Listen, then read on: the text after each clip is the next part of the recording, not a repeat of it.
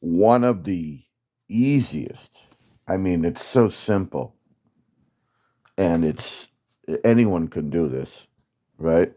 One of the easiest ways to be able to tell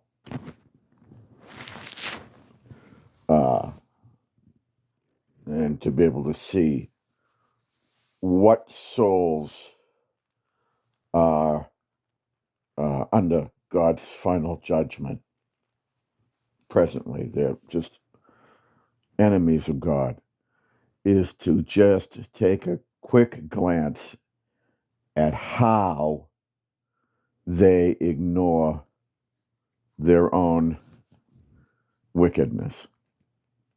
There's no urgency at all to change. There's no desire. There's no urgency. And this is what the whole Bible talks about. The ungodly, they don't have a care in the world. They don't. They're oblivious to their own suffering under God's judgment every single day.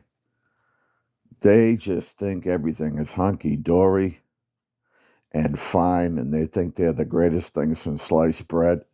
And they will just, I mean, the devil has them blind. God just has his way with them constantly. He took his hedge down. They are ungodly. They hate him. And so he took his hedge down, and they don't care. They're oblivious to it. They think everything's fine. So one of the ways to know, if you ever want to know whether somebody is an enemy of the Lord, an enemy of Christ, somebody that hates God, and they might not even know it. But if you want to know, just look at how they handle their own ungodliness.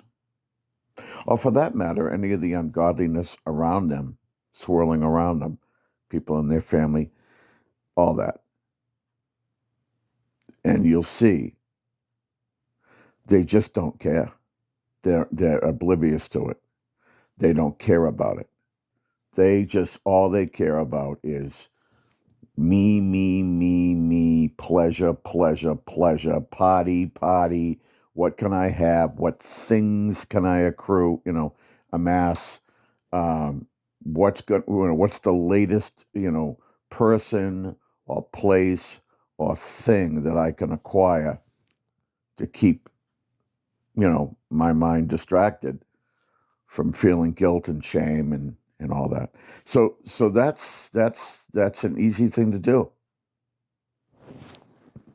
I mean, once you get to know the person, if you want to know who are the goats and who are the sheep of the fold of God, and who are the goats, who are the rejects, who are the ones that God basically has taken his hedge down because he loved them. He gave them his own son, for heaven's sakes, and yet they don't care.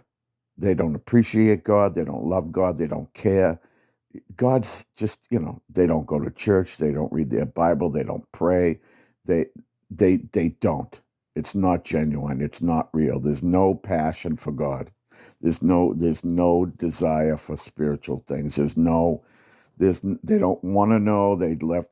Now, if it comes to Walt Disney World or a trip or something they can get that's fun, they think, well, now they'll be passionate about that. But things of God, no, they don't care. They don't care.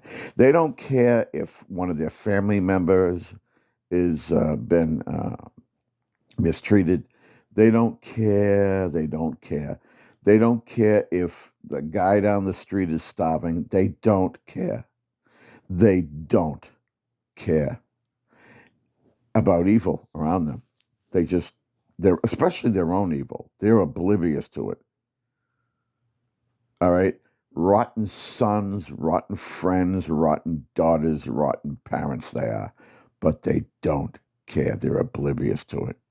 They wouldn't care if you paid them $1 million to care because they're evil, they're foul, they're nasty, they're human devils. So, again, you can't tell from walking down the street, but if you know one of these people, All right? You're around them. You don't have to spend a long time. It's easy to tell. Just listen to their words, watch their faces, and you will see what kind of smug, condescending, filled with pride people they are and how they don't care. And God keeps them that way. He lets them stay that way, just like he's let Pharaoh harden his heart so that God could come along and bring the plagues and declare his own majesty and power and who he is. So they don't care. He will use them. God will use them to save other people who love him. He will use these dredges of the earth that hate him, that hate his son. He will use them for his glory and to help other people. Have a nice day.